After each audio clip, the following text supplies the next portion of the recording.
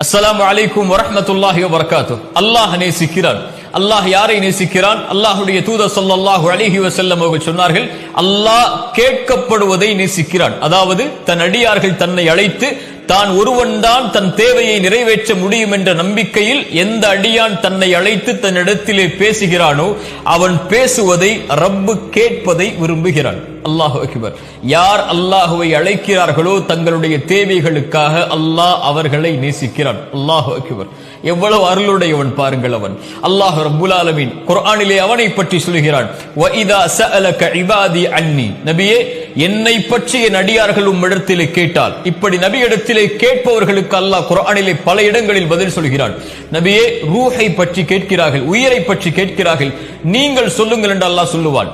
நபியே, மறுமையை பற்றி கேட்கிறார்கள், நீங்கள் சொல்லுங்கள் என்று அல்லாஹ் சொல்லுவான். ஆனால் அல்லாஹ் இந்த இடத்திலே கேள்வி கேட்கிறான், நபியே, இந்த அடியார்கள் உம்மிடத்திலே வந்து என்னை பற்றி கேட்டால் நீங்கள் சொல்லுங்கள் என்று அல்லாஹ் சொல்வதற்கு பதிலாக அல்லாஹ்வே சொல்லுகிறான், நானே சொல்கிறேன் நபியே, ஃபஇன்னி கரீப். இந்த கேள்விக்கு பதிலை நானே என் அடியார்களிடத்திலே சொல்லுகிறேன், நீங்கள் இதற்கு பதில் சொல்ல வேண்டாம், நான் அவர்களுக்கு மிக அருகாமையில் இருக்கிறேன். எவ்வளவு அருகாமையில்?